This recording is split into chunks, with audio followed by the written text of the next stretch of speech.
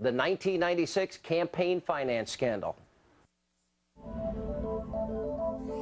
Things did not look good for the Clinton administration in early 1995. Newt Gingrich and his contract with America had pulled off one of the biggest landslides in American congressional history during the 1994 midterm elections, and another 4 years of Clinton in the White House was not a sure thing. Faced with those long odds and the prospect of running the most expensive campaign in history, money started flowing into the Clinton war chest in historic amounts. But not all of it was legal. And as you will see, Clinton critics see a pattern of behavior extending from 1996 right to the present day. Charlie Tree was a Little Rock restaurant owner who befriended Bill Clinton when he was governor of Arkansas. According to Senate testimony, Tree donated $460,000 to the Clintons' legal defense fund in 1996. The sum was divided into $1,000 increments, some on sequentially numbered money orders with different names, but all with the same handwriting. The executive director of the Legal Defense Fund later testified that he warned First Lady Hillary Clinton and Harold Ickes about the suspicious nature of the donations. At the time, Ickes was Deputy White House Chief of Staff. Now he is a senior strategist to Hillary Clinton's presidential campaign. But despite the warning, nothing was done to investigate the source of Tree's money to the fund or to the Democratic National Committee. It wasn't until questions were raised by Congress in late 1996 that the Clinton campaign began responding to questions about Mr. Tree. But that was only the beginning. Using straw donors, Tree had funneled hundreds of thousands of dollars to the Democratic National Committee, much of it originating overseas in the People's Republic of China.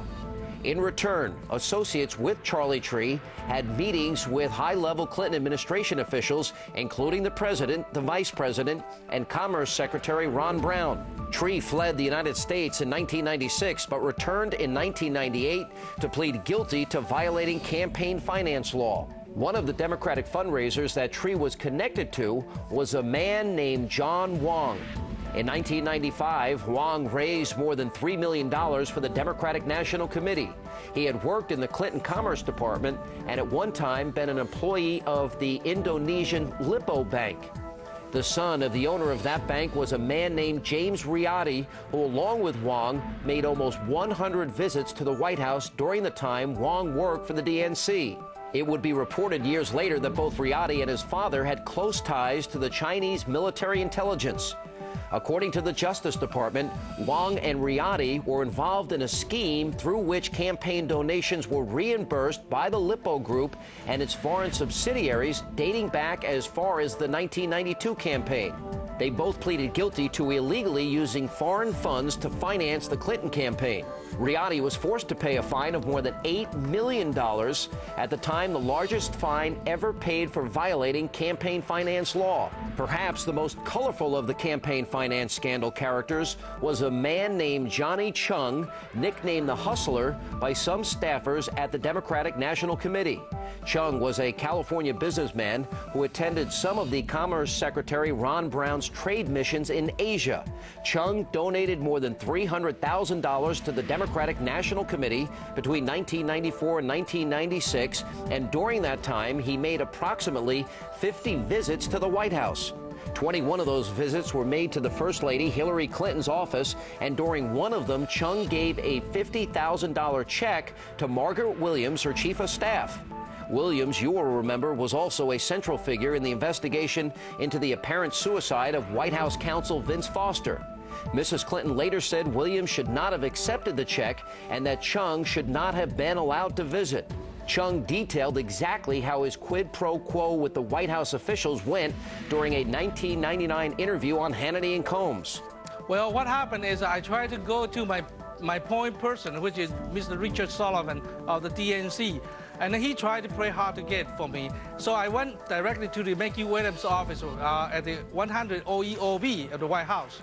What happened is I gave them my wish list, and I talked to them about it. And Mackey Williams' secretary, Evan Ryan, come to me and said, First Lady have a Christmas 1994 debt to the DNC, and well, $80,000. I said, well, I'd be very happy to put it up $50,000 for that. And then this is my wish list. Chung also told investigators that in some instances, the money he donated originated with the head of the Chinese military intelligence. His claims were denied by the Chinese government, and Chung was eventually convicted of bank fraud, tax evasion, and 2 counts of violating campaign finance law. These 3 episodes are drawing comparisons to 2 stories from just the past few months. The first is that of Norman Chu, the fugitive California businessman who raised millions of dollars for Democratic candidates, including Hillary Clinton, funneling much of it through straw donors at this house in Northern California. And then there is this recent Los Angeles Times story about how dishwashers in New York's Chinatown donated the maximum amount allowed by law and then were nowhere to be found when the paper went to look for them. Critics say it's 1996 all over again, but you have only heard part of this story.